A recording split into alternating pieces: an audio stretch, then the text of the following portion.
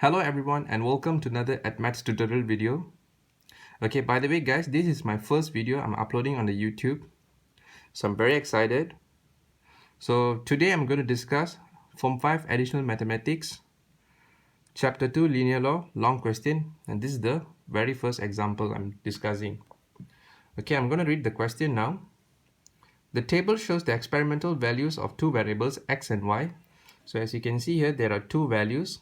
So one is for the x and another one is for the y. It is known that x and y are related by an equation in the form y equals to 9 over p square in the bracket x minus m square, where p and m are constants. Alright guys. So the question asks to draw the graph of square root y against x using a scale of 2 cm to 0.5 units on both the x-axis and the square root y-axis. Okay. So from the graph, the question asks to find the value of p, the value of m, and the value of y when x equals to 1 over 9. Alright guys, I hope you will attempt this question in the future. If you could manage to solve this question, well done guys. But if you can't solve this question, no worries. I'm going to show you the step-by-step working and the solutions now. Alright guys, I'm going to start to show the solution now. Okay. So the step 1 is to change the y equals to 9 over p square in the bracket x minus m square to linear form. So this is the very first step guys. So I'm going to show you how I did it. Okay, 9 equals to 9 over p square x minus m square. So what I did, I rewrite the whole equation. So and then let us continue. So what I did is I squared the root both sides. Okay, so from here you get square root y equals to square root 9 over p square in the bracket x minus m square. So proceed to the next step.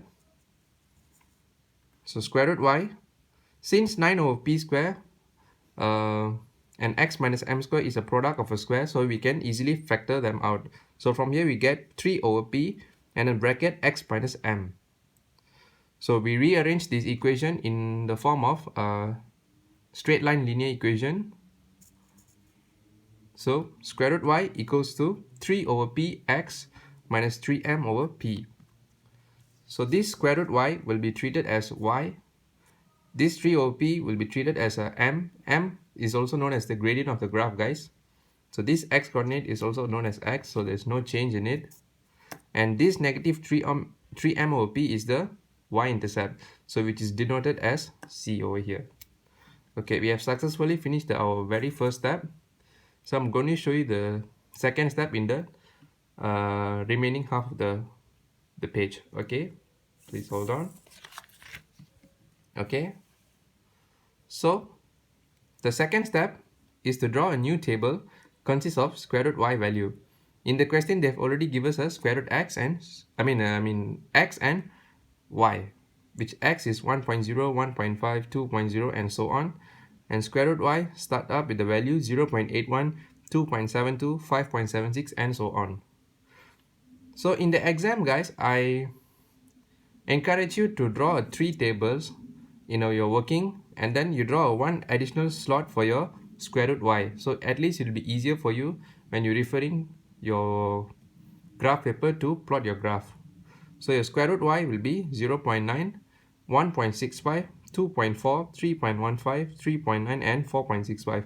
So how you get the square root y? Very simple guys. So this y value 0.81, so you substitute into the square root y, so that's how you get the 0.9. The values respectively. So once you get all the values of square root y and the x, so now we can proceed to the step 3. And the step 3 is to draw the graph of the square root y axis versus x. Okay, so the answer is in the behind of the paper, so I'm going to show you in a while. Alright guys, so this is how your graph will actually look like. So this is the title of the graph of square root y versus x. So this is the axis, square root y, and this is the x-axis, and these are the points we have plotted guys. So as you can see, we have followed according to the scale 2 cm is to 0.5 and 2 cm is to 0.5 to the each graph respectively.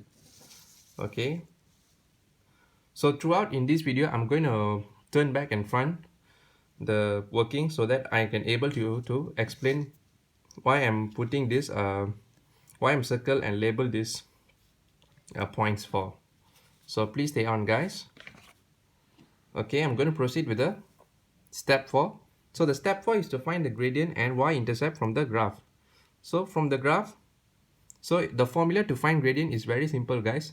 y2 minus y1 divided by x2 minus x1. So basically that is the gradient of the graph. So from the question, you have choose this coordinate 2.9 and 3.75, and then 1.4 and 1.51. So from here, the gradient, we can find y2 minus y1, which is 3.75 minus 1.51, and then divide by 2.9 minus 1.4. So from here, you get your gradient value is 1.5. Alright, guys. So once you get one with 1.5, so now we can compare with the linear form. So in the straight line equation form, so the gradient m is 3 over p, and the gradient we get from the graph is 1.5. So therefore your p is equals to 2.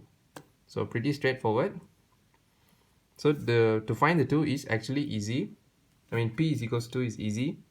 And then, okay, now we have already find the gradient. So the next thing is we need to proceed to find our y-intercept. Okay, from the graph. So if you can't see clearly, so this is your y-intercept, guys. The y-intercept is over here. So which is negative 0.6. So negative 3 mm over p is your y-intercept, which we found in the straight line equation. So negative 0.6 we obtained from the graph, and we know our p value is equals to 2. So what we can do is we can substitute the p value inside here. So which is 3m over 2 equals to 0.6. So basically, guys, I've already eliminated the negative value in the both side. So 3m over 2 equals to 0.6. So from here you get your m equals to 0.4. Okay, and then the last question. So when x equals to 1.9. So if you want to know the respective y coordinate, is very simple. So search for 1.9 in the x-axis. So it's over here. So what you can do is very simple. You just plot up. You see where your straight line is intersecting, and then you pull it to the left hand side. So as you can see over here, your point intersecting at the y equals to 2.25. So therefore your y is equals to 2.25. So this is your final answer, guys. Alright, guys, that's all for my step-by-step explanation and the solution from Form 5 Chapter 2 Linear Law question. I hope you understand the working that I've shown to you. If you have any question, please give your feedback or your question in the comment section below. If you like this video, please give a thumbs up, and don't forget to subscribe to my channel as well. Thank you for your support, guys, and I will see you in the next video.